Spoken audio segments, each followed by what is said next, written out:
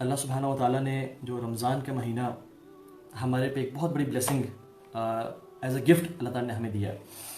और ये जो रमज़ान का महीना है, हम जितना भी अल्लाह ताला का शुक्र अदा करें इस महीने को पाने का, हम अदा नहीं कर सकते। एक मेरे टीचर हैं, मुझे बता रहे थे कि रमज़ान से बिल्कुल एक रात पहले उनके जानने वाले थे, वो अपने एक दोस्त के साथ ड्राइव कर रहे थे और बिल्कुल एक रात पहले उनका एक्सीडेंट हो गया and they died. I think ये पिछले साल, उससे पिछले साल की बात है। तो ये रमज़ान हमें मिल जाना ये अल्लाह ताला की बहुत बड़ी ब्लेसिंग है, तो हमें इसका बहुत ऐसे तरीके से शुक्र अदा करना चाहिए। सो लेट्स बिगिन इंशाल्लाह ताला with the lecture how we should prepare for Ramzan, और रमज़ान में करने वाले काम क्या क्या हम लोगों के लिए इंशाल्लाह हम आज से बात करेंगे। पहली बात तो यह है कि we should prepare for Ramzan as an athlete.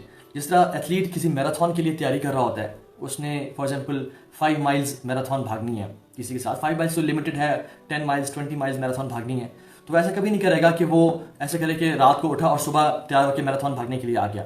Rather वो महीनों से तैयारी करेगा कि मैंने अपना स्टेमिना बिल्डअप करना है, मैंने अपने आप को तैयार करना है और मैंने इस मैराथन के लिए कम्पीट करना है।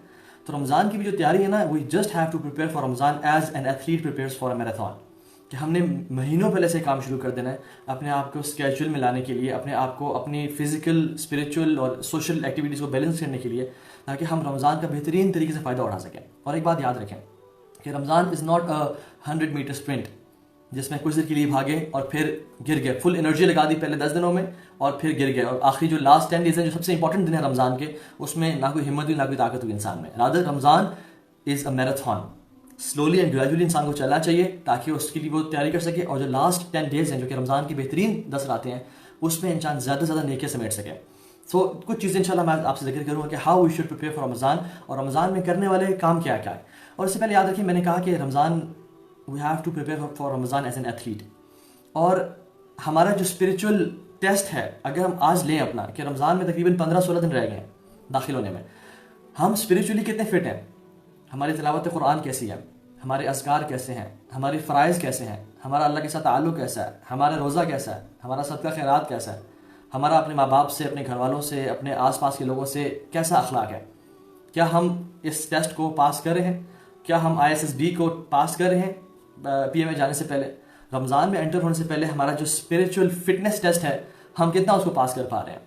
ऐसा कभी नहीं होता, एक बात याद रखें कि आपने बहुत मोटिवेटेड थे, आपने रमज़ान के एक स्केड्यूल बनाया और आप पहले दिन से ही उसको स्केड्यूल को एक्जैक्टली फॉलो करने शुरू हो गए। ऐसा कभी नहीं होता।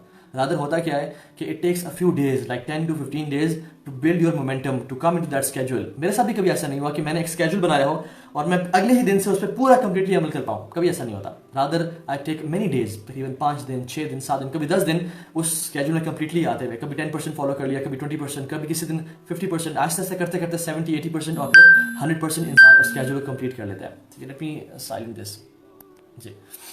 तो ये बहुत इंपॉर्टेंट चीज़ है कि हम रमज़ान के लिए जब तैयारी करें तो हम अपना ज़रा एहतसाब कर लें कि हम अभी किस लेवल पे हैं।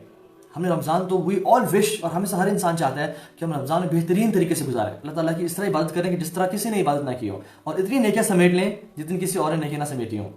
तो उसके लिए अभी से हमें तैयारी करनी शुरू करनी है, और अभी आज अपना स्पिरिचुअल टेस्ट करें, फिटनेस टेस्ट करें स्पिरिचुअल किस्म का, कि मैं अभी किस लेवल पे हूँ ईमान के। और